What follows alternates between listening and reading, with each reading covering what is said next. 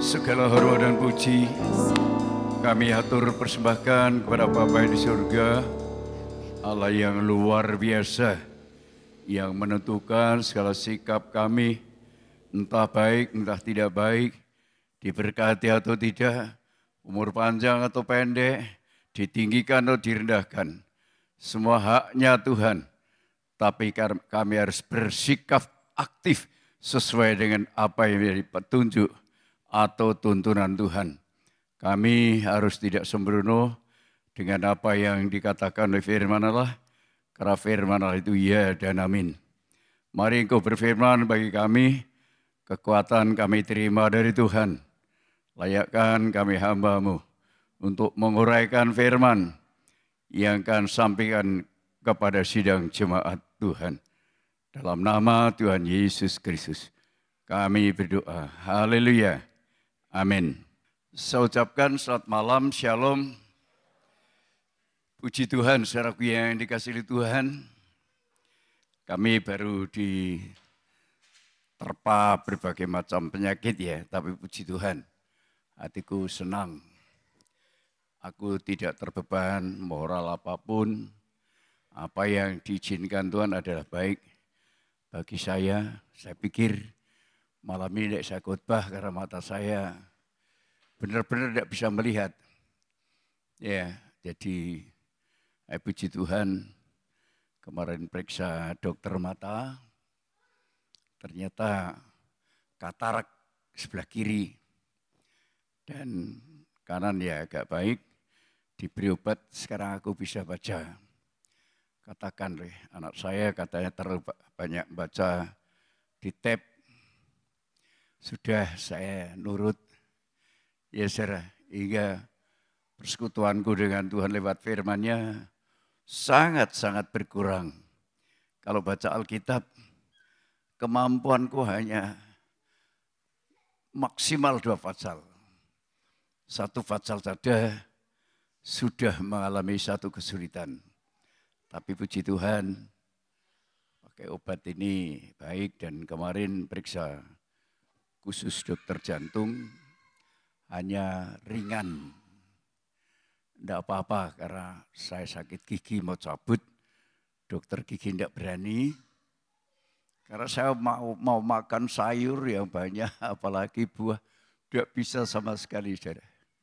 Nah itu mau tak cabut, ternyata harus dapat keterangan dari dokter jantung, dan boleh dicabut walaupun belum saya cabut. Inilah pemberitahuan pada saudara, karena memang faktor usia dan juga nanti Rebu yang akan datang tidak ada ibadahnya hari Kamis pagi ya. Nanti jamnya ditentukan, monggo nanti Pak Timotius dan tua-tua gereja yang lain menentukan mau jam berapa.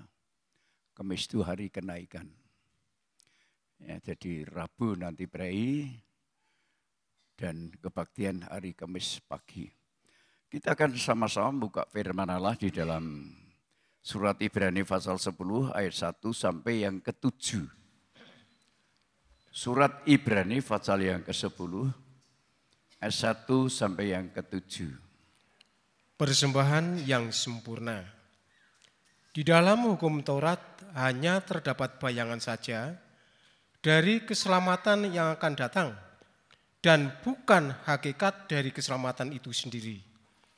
Karena itu dengan kurban yang sama, yang setiap tahun terus-menerus dipersembahkan, hukum Taurat tidak mungkin menyempurnakan mereka yang datang mengambil bagian di dalamnya. Ya, kurban yang sama, mengorbankan lembu sapi, kambing domba, dan juga ada korban Kristus, sama-sama dibutuhkan darahnya.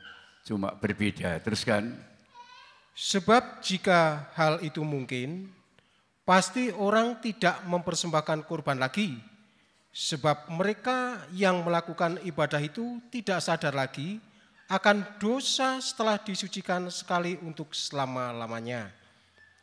Tetapi justru oleh kurban-kurban itu setiap tahun orang diperingatkan akan adanya dosa. Sebab tidak mungkin darah lembu jantan atau darah domba jantan menghapuskan dosa. Karena itu ketika ia masuk ke dunia, ia berkata, korban dan persembahan tidak engkau kehendaki, tetapi engkau telah menyediakan tubuh bagiku. Kepada korban bakaran dan korban penghapus dosa engkau tidak berkenan. Lalu aku berkata, sungguh aku datang. Dalam gulungan kitab ada tertulis tentang aku untuk melakukan kehendak-Mu, ya Allahku. Iya. Ada dua macam korban, ada dua macam darah ya. Darah lembu sapi, domba, dan darah Yesus. Dikatakan korban daripada lembu sapi atau domba itu melakukan hukum Taurat. Tetapi korban Kristus melakukan kehendak Allah. Ada dua macam ibadah. Ibadah nafsani, ibadah rohani ya. Dua macam. Ibadah jasmani, kesetiaan, ketaatan, kepatuhan itu baru bayangan. Tapi kepastiannya harus mencapai kepada ibadah yang rohani. Yang di dalamnya mengandung suatu kuasa, ada fakta. Dosa itu dihapus. Itu kalau ibadah mencapai kepada ibadah yang rohani. Tapi kalau ibadah itu masih bersifat jasmani, dosa belum dihapus, ini masih maju mundur. Tidak bisa permanen. Karena dua kali firman Allah turun ke dalam dunia. Yang pertama hukum Taurat turun di Gunung Sinai. Itu ditulis di dalam dua loh batu. Itu firman Allah. Jadi bukan buatan Musa, firman Allah. Dan firman Allah yang kedua turun ke dalam dunia lewat roh yang dikandung. Firman menjadi manusia dilahirkan oleh seorang perempuan yang baru bertunangan, yaitu Maryam. Ya, ini sejarah yang kedua ini secara pengertian kita bisa diartikan yang negatif. Jadi ibadah rohani itu bisa sering diartikan negatif. Masak begini, masak begitu, wah ya enggak bisa. Ya, itu seringkali diartikan tidak hal yang positif. Oleh sebab itu ada dua macam ibadah, ibadah nafsani, itu baru bayangan. Saudara setia ke gereja, itu baru bayangan. Belum keselamatan yang sebenarnya. Tapi ibadah yang rohani itu sudah kepastian karena ditandai dosa itu dihapus. Hingga kalau dosa dihapus itu tidak ada alasan lagi, tidak ada dalih lagi untuk tidak setia kepada Tuhan, tidak ada. Tidak ada saudara. Alasan ini, alasan itu dan lain sebagainya, tidak ada. Aku hampir Rebu ini mau menyerahkan pada Pak Timotius karena mata saya, tapi aku berusaha. Puji Tuhan. Sampai aku nulis di kertas ini. Untuk materi khotbah saya tulis dengan tangan, tak coba. Wah, tak baca bisa. Saya berusaha. Bukan terus mengambil keputusan. Wah, Saudara Timotius, tolong ya kamu yang layani. Saudara Handoko, begini ya, dan lain sebagainya. Bukan begitu, itu karakter badani. Tapi kalau rohani ada usaha. Itu yang saya lakukan. Satu hari kemarin 2 kali ke Wonosobo. Pagi mau cabut gigi. Ya, mau cabut gigi, antri panjang. Yang lain tutup, pulang. Sore ya, Perunanku Vera memberitahu. Di mana itu buka, diperiksa, anak saya Yusuf yang nganter menceritakan latar belakang, sakit jantung dan sebagainya. Tidak berani, harus periksa dulu. Ya. Terus habis periksa mata. Ya, periksa mata. Setelah periksa mata hasilnya menyenangkan sekali. Nanti operasi katarak, mungkin operasi batu, empedu mungkin, tapi kalau jantung jelas dokter jantung mengatakan hanya sakit ringan. Ya, bukan jantung apa gitu, cuma sakit ringan. Prostat saya rasakan juga membaik. Semua kami serahkan pada Tuhan. Aku ini semua untuk Tuhan. Bangun malam untuk Tuhan, baca Alkitab untuk Tuhan, doa untuk Tuhan. Semua tak serahkan kepadamu Tuhan. Aku walaupun seperti ini tidak ada putus asa, patah semangat tidak ada. Itu karakter rohani. Kalau karakter daging, alasan ini, alasan itu, karena ini, karena itu dua macam ibadah. Darah lembu sapi, darah Yesus, ibadah nafsani, ibadah yang rohani. Kalau kita hidup secara jasmani, kalau untuk kepentingan jasmani, semangat saudara. Tapi kalau untuk kepentingan Tuhan, pikir-pikir bagaimana ini, bagaimana itu, repot ini, repot itu ciri-ciri. Tapi kalau saudara sama tidak, itu ciri-ciri ibadah rohani, itu tanda dosa dihapuskan. Tapi kalau belum ada tanda dosa dihapuskan, bermacam-macam dalih, bermacam-macam alasan. Siapa tuh? Siapa saja. Ya termasuk saya. Kalau saya ada satu usaha untuk yang rohani, tingkat tinggi, itu aku yakin. Karena aku ibadah maupun melayani yang rohani. Maka saya tidak patah semangat. Jadi walaupun seperti ini, saya tetap semangat. Ya aku tadi bilang sama ibu, bentak gawani diwi Alkitab. Aku bawa Alkitab. Aku mau belajar baca Alkitab kembali, tapi ya sulit sekali saudara. Baca 2 fatsal sudah sulit. Padahal saya biasanya sekian fatsal. Sampai lama sekali.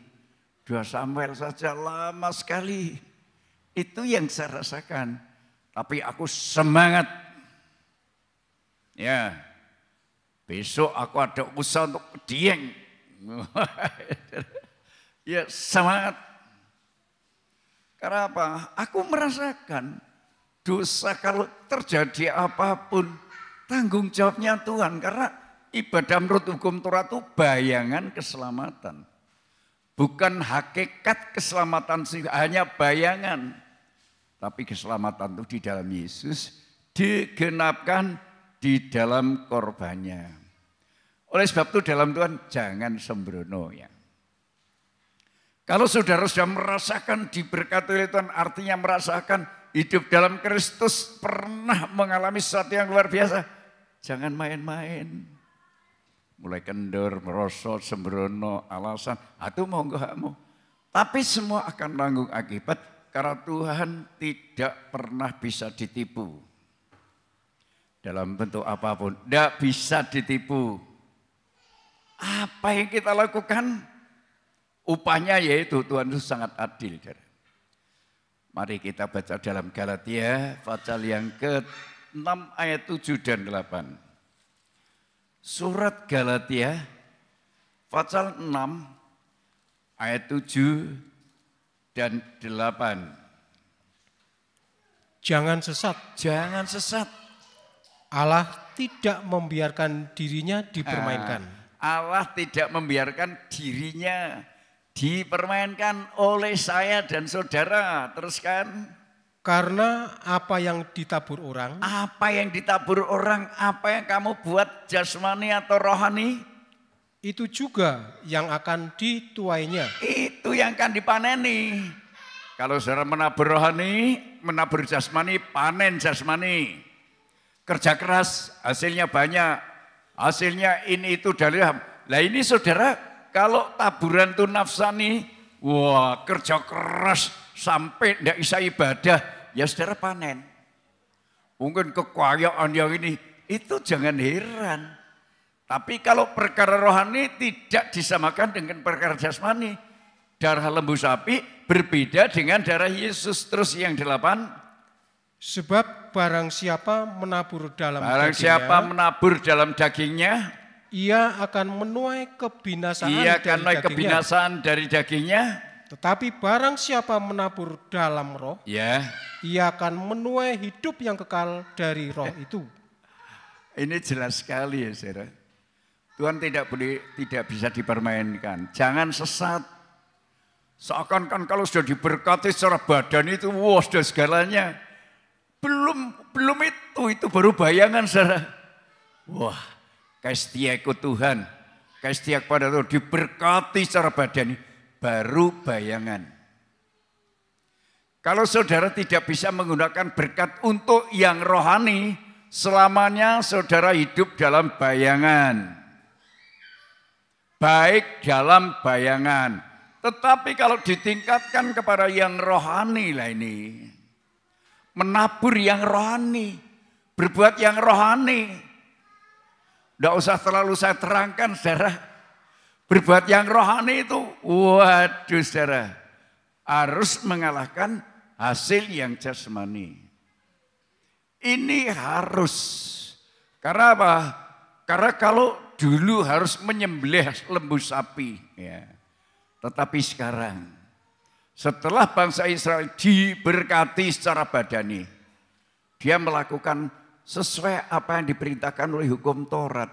Tapi tidak bisa sempurna, maka digenapkan oleh Yesus. Kalau saudara berkorban, itu rohani. Kalau saudara tidak mau berkorban, itu terserah saudara. Ya. Kalau saudara bisa untuk Tuhan itu sangat utama, itu rohani. Tapi kalau untuk Tuhan itu sepele, ropopo. Kemarin aku ditelepon oleh ketua daerah. Gimana om ini gini dan lain sebagainya. Wah, iya toh mas, iya. Ini hampir tidak masuk nominal menjadi calon ketua daerah karena ini karena itu. Ya sudah mas, bongkar saja. Ya saya monggo bongkar saja. Kalau kita ini melakukan tugas yang rohani, tapi yang ditampilkan yang badani menanggung akibat. Tidak usah seperti saya tertawa. Seperti apapun monggo. Kalau aku ini rohani, ada calon anggota, calon ketua majelis daerah tingkat 1. Katanya perpuluhan ini tidak bayar, bulan tidak bayar dan lain sebagainya. Monggo. Kalau saya sampai ada lowong, tentu ada ketidakberesan. Saya tidak pernah sekalipun lowong membayar 1/10. Ya saudara, kami belajar, tidak main-main karena itu Tuhan tidak bisa dipermainkan. Apa yang kamu tabur akan kamu tuai. Dimulai taburan itu dari nafsani, diteruskan taburan untuk yang rohani. Kalau yang jasmani sudah diberkati besar, tapi setelah kepada perkara rohani saudara main-main, akan menanggung akibatnya. Itu kata firman Allah. Seperti siapa? Seperti bangsa Israel. Setelah diberkati, setelah dia menjadi kaya raya, melupakan firman Allah. Apa akibatnya? Ya sudah lolos dari tahanan di Mesir, kembali ditahan. Di Babil, negara Babil. Dia ditahan, dia dihancur, rumah lain dibangun tidak ada gunanya, dan lain sebagainya. Ini contoh konkret. Jadi saya dan saudara ini dimulai pemahaman tentang apa yang diperintahkan Tuhan kita lakukan, diteruskan kepada perkara yang rohani. Ojo nek wis diberkati secara badani, lupa perkara yang rohani. Ini berbahaya bagi saudara sendiri, bagi kita semua. Tuhan tidak bisa dipermainkan. Ojo dinggo guyon. Apa yang kamu tabur akan kamu tuai. Kita melihat contoh setelah bangsa Israel itu masuk negeri yang dijanjikan lewat tuntunan Yosua dan Kaleb, maka dia mulai melihat tanah yang gemah ripah loh jinawi itu, maka mereka mulai menabur, menentukan nasib badani. Sing ora gelem nandur ya ora panen, sing gelem nandur ya panen, yang menabur sedikit panennya sedikit, yang menabur banyak panennya banyak, yang kerja keras upahnya besar, yang malas jangan makan. Itu semua ada ayat yang supaya kita harus sungguh-sungguh. Tuhan nanti akan melihat taburan. Dari taburan yang nafsani, kalau sudah bangsa Israel itu masuk negeri yang dijanjikan, itu gambaran, menabur itu gambaran setelah dia masuk di negeri yang dijanjikan oleh Allah, digenapkan. Itu juga akan kita alami. Kalau korban Kristus sudah menggarap saya dan saudara, kita menabur yang jasmani, hasilnya besar. Kita berbuat kepada Tuhan juga besar. Itu tidak dipaksa, karena segala sesuatu yang kita perbuat, upahnya adalah hak, bukan pemberian. Kita baca Yosua pasal 5 ayat 11 dan 12. Yosua pasal 5 ayat 11 dan 12. Lalu pada hari sesudah Paskah, mereka makan hasil negeri itu, yakni roti yang tidak beragi dan berteh gandum pada hari itu juga. Lalu berhentilah mana itu pada keesokan harinya setelah mereka makan hasil negeri itu. Jadi orang Israel tidak beroleh mana lagi, tetapi dalam tahun itu mereka makan yang dihasilkan tanah Kanaan. Yeah. Jadi orang Israel setelah masuk di negeri Kanaan, dia merayakan Paskah, tapi dia makan hasil dari negeri yang dijanjikan oleh Tuhan pada Abraham, Ishak dan Yakub. Setelah dia makan hasil dari negeri yang dijanjikan itu, berhentilah mana. Jadi jangan Tuhan itu, oh Tuhan hebat, oh Tuhan, wah Tuhan. Terus sepertinya untuk apa ya saudara? Saya sakit, saya berusaha. Kalau memang masih diizinkan. Pak Timotius pernah sampai ke Malaysia sakit, itu usaha. Usaha pun belum tentu diizinkan Tuhan. Tapi kalau diizinkan, puji Tuhan. Ya saya teguh sekali. Cuma kekuatan fisik masih sangat kurang ya. Tapi tidak apa-apa. Saya berusaha. Karena saya ibadah bukan hanya badani, tapi yang rohani. Setelah bangsa Israel masuk negeri yang dijanjikan. Ini kegenapannya. Setelah kita menerima korban Kristus. Bagaimana usahamu, saudara? Untuk yang jasmani, saya kerja keras untuk yang jasmani. Sesuai dengan tugas saya. Doa malam, baca firman, dengan sungguh-sungguh, itu kerja keras. Tetapi bukan hanya itu saja, kami melaksanakan apa yang difirmankan Tuhan. Bagaimana saya? Setelah tua saya, bagaimana? Kenyataannya saya dipelihara. Kami mengucapkan syukur kepada Tuhan. Oh ternyata ini Tuhan.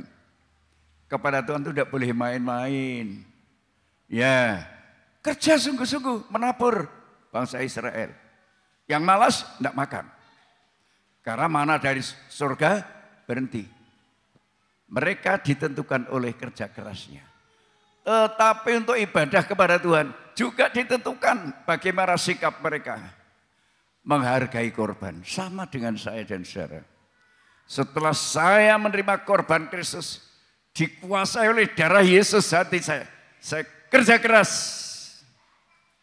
Saya mendidik jemaat dan lain sebagainya. Dari yang tidak punya akhirnya diberkati Tuhan. Dan setelah diberkati Tuhan menjadi berkat. Fakta. Fakta saudara. Ini yang saya rasakan, ini yang saya alami. Selama saya 50 tahun lebih di tempat ini. Bagaimana jemaat Kali Putih waktu itu? Melarat, tidak punya apa-apa. Desa kumis, kumuh, miskin. Tapi sekarang bagaimana? Sangat terkenal. Karena apa? Karena ibadah sungguh-sungguh, kerja keras. Saya tidak mudah, saya tidak cengeng. Mudah menyerahkan segala sesuatu kepada ini karena saya ini, karena itu. Saya berusaha. Hingga termasuk mata saya jadi bisa melihat. Kemarin melihat belakang tidak tahu siapa, tapi sekarang agak tahu saudara. Tidak tahu sama sekali. Ya ini saya nyoba bawa Alkitab, tapi karena lama, ada itu kadang-kadang bukanya agak lama, saya tetap pakai tab pembacanya, ya. Dan saya percaya Tuhan akan menolong. Sebab Tuhan itu berkuasa meninggikan, Tuhan berkuasa merendahkan, berkuasa. Saya mau ditinggikan bisa oleh Tuhan. Sekarang ini kalau bicara ditinggikan, wah saudara saya ini merasa sesuatu yang luar biasa. Tanggapan mereka, perhatian mereka dengan saya netral. Justru, ya saudara, ini yang saya rasakan. Saya tidak ambisi apa-apa. Tidak ingin apa-apa. Saya benar-benar bulan depan, kalau ada fellowship, saya akan pamit. Biasanya serah terima itu setelah berhenti. Ini saya akan pamit sebelum musda. Karena musda bulan Juli. Nah, itu baru berhenti resmi. Tapi besok itu akan bisa pamit karena keikhlasanku. Aku sudah tua, aku sudah tahu siapa saya, kemampuan saya, dan lain sebagainya. Ini monggo terserah Tuhan. Tetapi Tuhan itu berkuasa. Orang yang merendahkan bisa ditinggikan. Orang yang meninggikan bisa direndahkan. Tuhan tidak bisa dipermainkan. Ayo kita baca dalam 1 Samuel. Pasal 2 ayat 7 sampai 9. 1 Samuel. Pasal 2 ayat 7 sampai 9. Tuhan membuat miskin dan membuat kaya. Ia merendahkan dan meninggikan juga.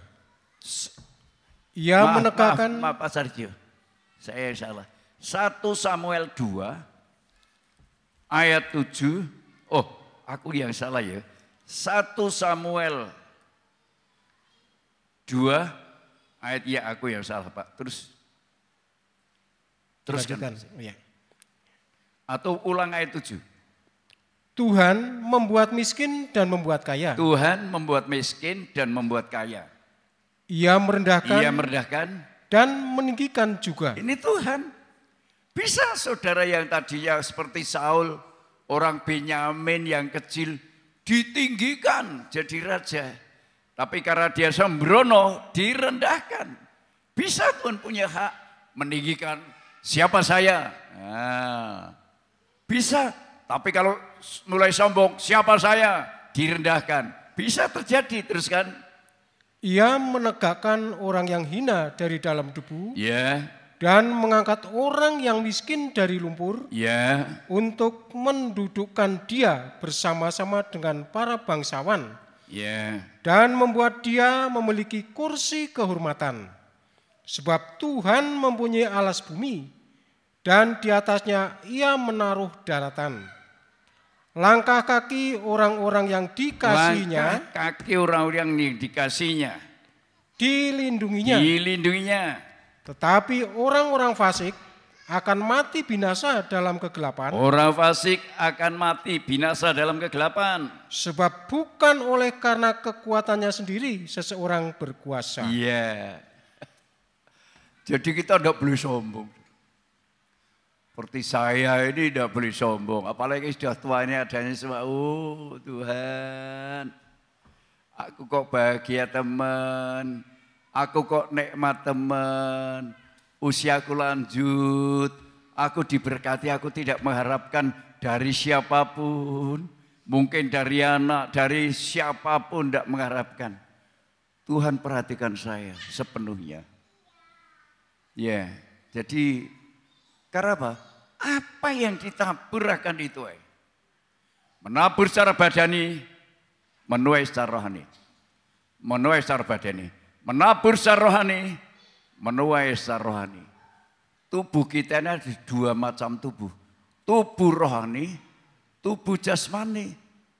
Kalau kita ini menabur benar di hadapan Tuhan, tubuh jasmani dipelihara, tubuh rohani dipelihara. Saya bahagia sekali anak cucuku di sini. Rasanya senang aku melihat cucuku, ya melihat anak-anakku. Aku senang sekali. Ya, baru ini saya merasakan dalam satu kelegaan. Senang sekali. Segala sesuatu tujuan kita menabur bukan terus kita panen, saudara. Nunggu waktu, lewat proses, lewat kematian, lewat kebangkitan. Tapi kita harus yang rohani. Kalau yang jasmani kita sudah dikerjakan dan sudah diberkati, tingkatkan kepada yang rohani. Tapi kalau yang jasmani sudah ditingkatkan, lupa yang rohani, rasanya bangga sudah, hati-hati. Tuhan berkuasa meninggikan, Tuhan berkuasa merendahkan, Tuhan bisa mengangkat, Tuhan bisa menjatuhkan. Ini kuasa Tuhan. Apapun yang dikehendaki Tuhan bisa jadi, saudara. Sekarang pasal 13 ayat yang ke-13 dan 14. 1 Samuel. Kata Samuel kepada Saul, perbuatanmu itu bodoh. Engkau tidak mengikuti perintah Tuhan Allahmu yang diperintahkannya kepadamu. Sebab sedianya Tuhan mengokohkan kerajaanmu atas orang Israel untuk selama-lamanya. Tetapi sekarang kerajaanmu tidak akan tetap. Tuhan telah memilih seorang yang berkenan di hatinya, dan Tuhan telah menunjuk dia menjadi raja atas umatnya, karena engkau tidak mengikuti apa yang diperintahkan Tuhan kepadamu. Tuhan tahu, saudara. Tuhan tahu hati saya. Aku boleh menipu saudara, tidak bisa menipu Tuhan. Apapun yang saya perbuat, dalam bentuk apapun, Tuhan tidak bisa saya tipu. Sekali lagi, Tuhan tidak mau dipermainkan. Apa yang ditabur orang akan dituai. Entah itu jasmani, entah itu rohani, itu akan dituai. Itulah sebabnya tidak bisa mempermainkan Tuhan. Contohnya adalah Raja Saul. Suku Binyamin, suku kecil. Dia diangkat jadi raja. Mengembalakan bangsa Israel yang besar. Tapi setelah menjadi raja, mulai meremehkan firman Allah. Tidak apa-apa, tidak begini, tidak apa-apa, tidak begitu, tidak apa-apa, begini saja, tidak apa-apa. Mulai meremehkan. Apa akibatnya, saudara? Ya, Saul meremehkan firman Allah. Akhirnya jabatan raja dicopot. Diberikan orang yang berkenan di hati Tuhan. Tuhan itu berkuasa. Sekali lagi, kalau saudara besar jangan sombong. Kalau saudara diberkati kaya jangan sombong. Teruskan perbuatanmu. Untuk yang rohani, ditingkatkan. Karena apa? Pengorbanan lembu sapi itu cuma bayangan. Tetapi diteruskan sampai korban Kristus, darah Yesus menghapus dosa, menyadarkan saudara dari perbuatan yang salah, masuk kepada perbuatan yang benar. Itu baru sampai kepada tujuan ibadah yang sebenarnya. Enggak saudara diberkati masa tua, ya diberkati rohani, diberkati jasmani. Tidak ada yang perlu dibingungkan dan lain sebagainya. Semua disediakan oleh Tuhan. Raja Daud dipilih. Karena apa? Punya pikiran. Ya kalau dalam surat Filipi dikatakan, tidaklah hidup bersama memiliki pikiran dan perasaan yang terdapat dalam Kristus. Dipilih. Saya membaca sejarahnya Daud itu luar biasa. Tidak pernah berpikir lancang. Ya, artinya walaupun Saul mengejar-ngejar dia, mau membunuh Daud, Daud tidak pernah mau melawan dia karena dia orang yang diurapi. Ini saya kagum. Sampai dia dilempari batu oleh Simei, masih keluarga Saul. Ketika dia dikejar oleh anaknya Absalom yang mentabiskan diri dengan suara orang banyak menjadi raja. Tapi kalau Tuhan membela, Absalom mati, tergantung, rambutnya kecantol kayu, dia ditombak. Tidak bisa Absalom orang yang hebat, yang gagah, yang perkasa, pengikutnya banyak dan lain sebagainya. Tidak bisa sombong. Seketika bisa Tuhan berbuat. Daud yang dikejar-kejar. Dia orang pilihan Allah. Dia tidak mau membalas apapun kejahatan Saul. Akhirnya Saul mati bunuh diri. Ini contoh yang baik. Kalau orang sudah dikuasai oleh darah Yesus, tidak ada niat pikiran jahat, tidak ada. Kepada siapa? Kepada siapapun tidak ada. Jadi Daud gambaran orang yang punya pikiran dan perasaan yang terdapat di dalam Kristus Yesus, tidak pernah punya niat jahat. Tidak pernah punya pikiran jahat, tidak pernah.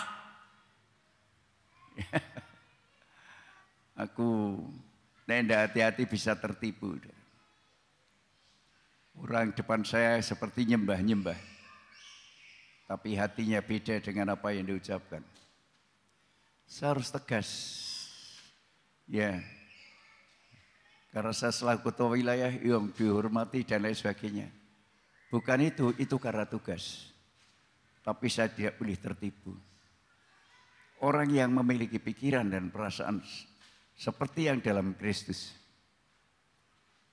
yang rohani utama.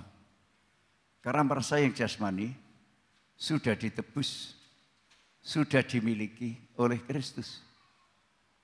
Seperti Abraham. Punya pikiran Kristus, maka Abraham dan Daud sama-sama. Yesus Kristus anak Daud, anak Abraham. Dua orang ini disebut punya pikiran dan perasaan terdapat dalam Kristus. Anaknya yang kekasih dikorbankan. Rela untuk Tuhan. Bukan dilindungi, bukan disembunyikan. Tapi dikorbankan, rela untuk Tuhan. Itu Abraham. Daud juga tidak pernah membalas jahat dengan jahat. Tapi yang ditampilkan adalah perbuatan baik.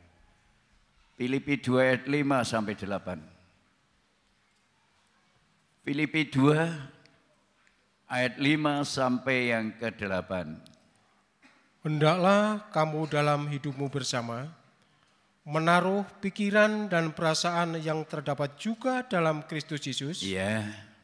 Yang walaupun dalam rupa Allah tidak menganggap kesetaraan dengan Allah itu sebagai milik yang harus dipertahankan, melainkan telah mengosongkan dirinya sendiri. Mengosongkan dirinya. dan mengambil rupa seorang hamba, dan menjadi sama dengan manusia. Jadi sama dengan manusia. Dan dalam keadaan sebagai manusia, ia telah merendahkan dirinya dan taat sampai mati, bahkan sampai mati di kayu salib. Kenapa dia lakukan itu? Ketaatan kepada Bapa. Orang rohani itu ciri-cirinya itu taat tanpa pamrih, saudara. Kalau enggak gitu, wah aku ya enggak bisa, wah itu dipakai, aku lebih pinter kok enggak dipakai. Itu bukan orang rohani, saudara. Orang rohani itu manut. Dia apakan saja diperintah, pergi. Datang. Kerjakan. Ini rohani, saudara. Besar imanmu. Jadilah kehendakmu. Saya kagum dengan firman Allah. Kok bisa begitu ya? Maka Daud orang yang melahirkan Yesus. Artinya Yesus anak Daud. Punya pikiran Kristus. Tidak membalas jahat dengan jahat. Yang ditampilkan yang baik. Bukan kebencian, bukan sejarah hidup. Wah itu ini, wah. Kalau saya loh. Wah, saya lebih baik dari mereka. Kenapa mereka dipakai, aku kok tidak? Itu sombong, saudara. Orang seperti itu tidak mungkin dipakai Tuhan. Tidak mungkin, sah. Tapi orang merendahkan diri. Ditinggikan oleh Tuhan. Dipakai oleh Tuhan. Ikhlas melakukan segala sesuatu untuk Tuhan. Dilempari batu oleh Simei. Tidak melawan. Setelah ketemu Simei mau dibunuh, tidak boleh. Anak keturunan Saul semuanya. Ya, semua yang sudah dikuasai sudah dikembalikan. Anak-anak Saul yang masih hidup makan bersama-sama dengan raja. Yang timpang, yang cacat. Dihargai oleh Daud. Ini luar biasa. Jadi orang itu berpikir yang rohani itu. Juga berpikir secara sosial. Bukan egois. Orang peduli. Tidak mau tahu. Masa bodoh. Aku kurang kok. Dan lain sebagainya. Tidak seperti itu orang rohani. Yang jasmani taburan itu diberkati oleh Tuhan. Berlimpah-limpah. Maka melakukan. Merasa hidupnya itu. Melakukan Taurat sudah diberkati Tuhan. Dan sekarang harus melakukan apa yang diberitakan secara rohani. Darah Yesus menghapus dosa. Bukti dosa sudah dihapus. Seperti Daud membalas jahat dengan yang baik. Aku kagum, saudara, kalau bisa seperti ini. Waduh, kapan aku Tuhan? Kalau aku dibenci orang, tidak membalas kebencian. Aku bergumul ya. Pernah mau begini sama orang. Tapi bukan jemaat ya, saudara. Teman hamba Tuhan. Ditegur oleh Tuhan. Diperingatkan, tahu-tahu. Cara Tuhan menegur bukan lewat saya. Lewat orang lain. Monggo. Saya tidak cacat. Saya sungguh-sungguh kepada Tuhan. Tuhan jaga, Tuhan lindungi saya. Maka kalau kita sudah ada kemampuan, kejahatan kok dibalas dengan kebaikan. Itu ada tanda darah Yesus. Ada tanda. Tapi kalau benci dibalas dengan benci, jahat dibalas dengan jahat, baru ada tanda darah sapi, lembu, darah domba. Itu baru bayangan keselamatan. Tapi kalau sudah ada tanda benci dilawan dengan kebaikan, itu tanda darah Yesus. 1 Tesalonika 5 ayat 15.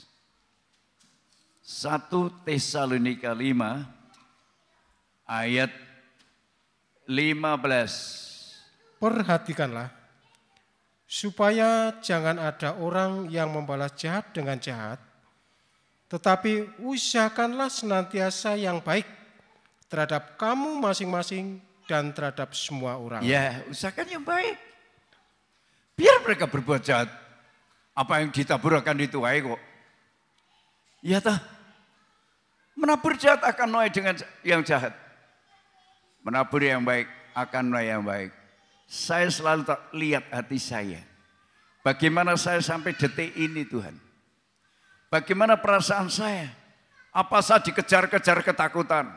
Apa saya dikejar-kejar kekhawatiran dan lain sebagainya. Perasaan saya tidak. Aku periksa, aku masih hidup secara jasmani. Untuk tahu penyakit saya. Masih bisa disembuhkan atau tidak. Kalau sudah tidak, ya tidak apa-apa. Ya, ada orang berkata pada saya, tadi ketemu di jalan. Wah, Pak Emni pun ngeten. Mbok sedo sakniki pun Pak ngeten. Semua sanjungan. Saya tidak tahu orang luar itu. Bukan orang dalam gereja. Mereka menilai apa yang saya perbuat, saudara. Maka kita tidak boleh jadi hidup itu egois. Yang jasmani diberkati. Tunjukkan perbuatan yang rohani.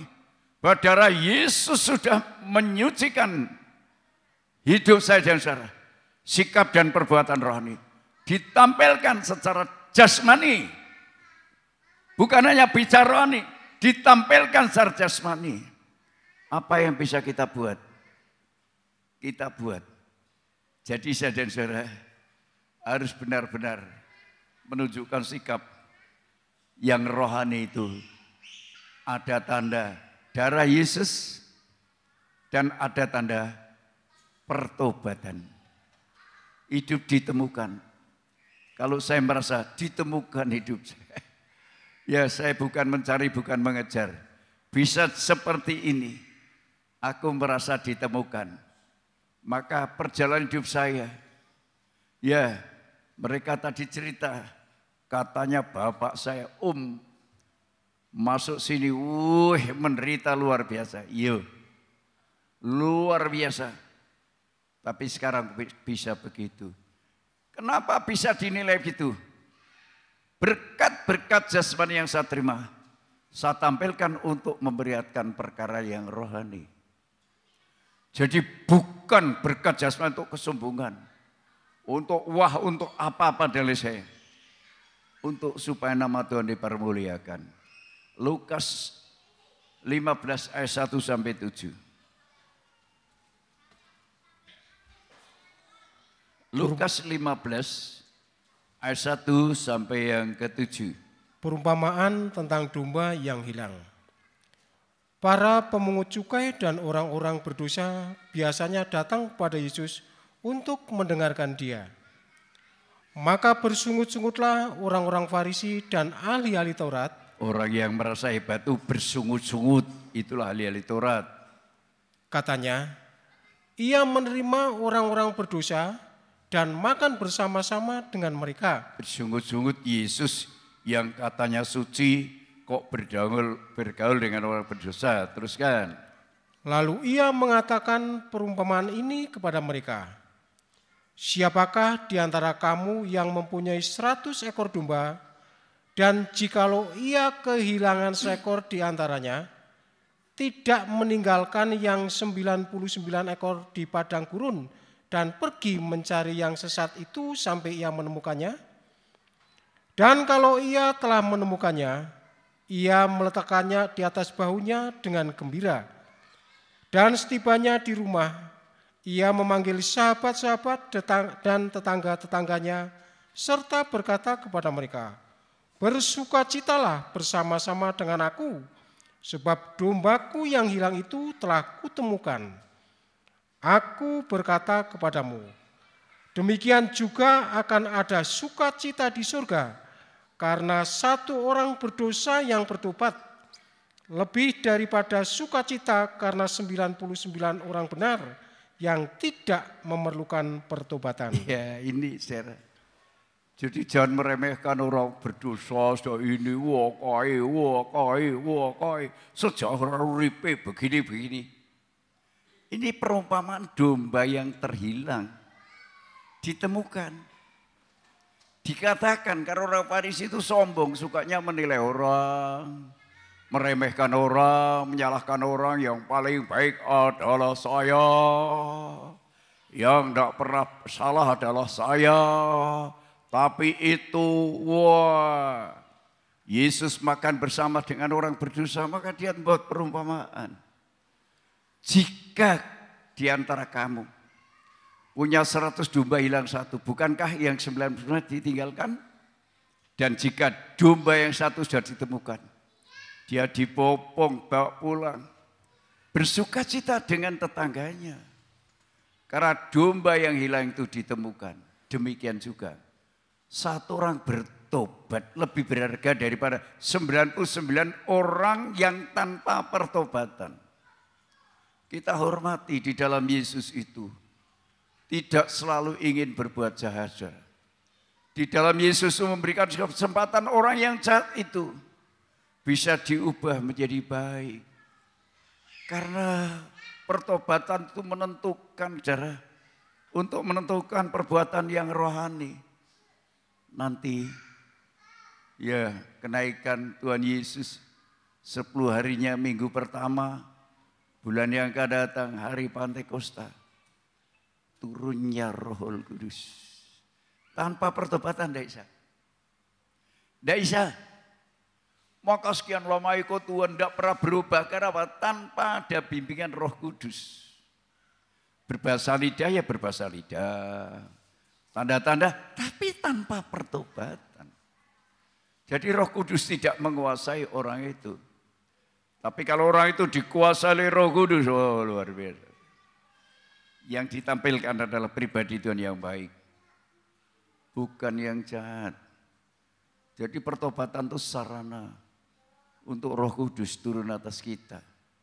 Ini nyicil nanti hari Pantekosta, supaya masih ada waktu 10 hari dan seminggu, ya saudara 17 hari mempersiapkan untuk saudara tidak main-main ikut Tuhan. Kalau sudah sungguh-sungguh perkara yang badani seperti orang Israel, jangan lupa firman Allah. Kalau saya dan saudara sungguh-sungguh diberkati Tuhan, jangan lupa dengan darah Yesus yang menyucikan saudara. Hingga Yesus ditempatkan yang paling utama. Yang terakhir, Lukas 24 ayat 47 sampai 49. Lukas 24 ayat 47 sampai 49. Dan lagi, dalam namanya berita tentang pertobatan dan pengampunan dosa harus disampaikan kepada segala bangsa, mulai dari Yerusalem. Kamu adalah saksi dari semuanya ini. Dan aku akan mengirim kepadamu apa yang dijanjikan Bapakku.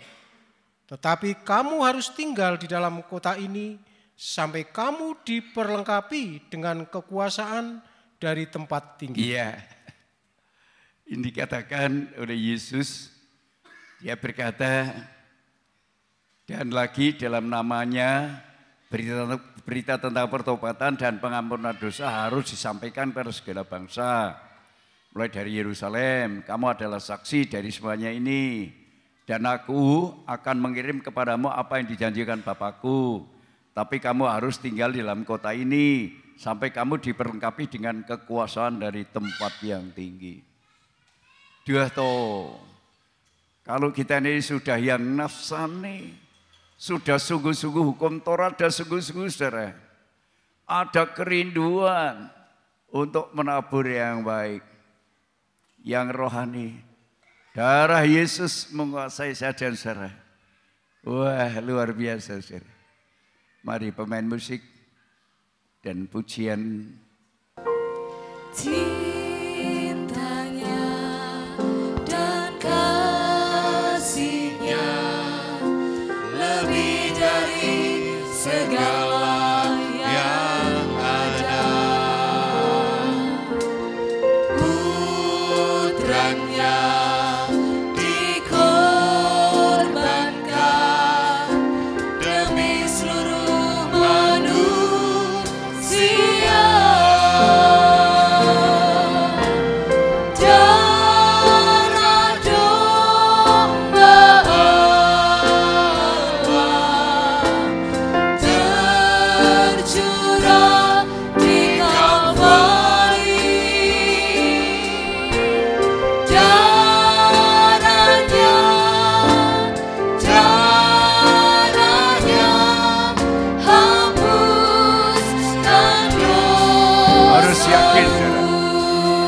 Taurat hanya bayangan. Ibadah jasmani seperti kesetiaannya baru bayangan. Kebenarannya kalau sudah sampai kepada perkara yang rohani, hati bersih, baik, tidak membalas jahat dengan jahat, tapi ada kemampuan membalas jahat dengan kebaikan. Itulah yang kebenaran dari Tuhan.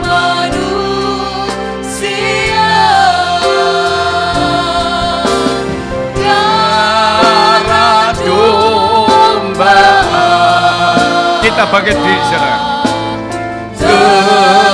Tercurah di Kalvari, darahnya, wah, kalau dosa dihapuskan luar biasa, saudara. Oh, darahnya, darah domba, luar biasa. Luar biasa, saudara. Kalau darah Yesus menghapus dosa saja, saudara. Wah, luar biasa, saudara.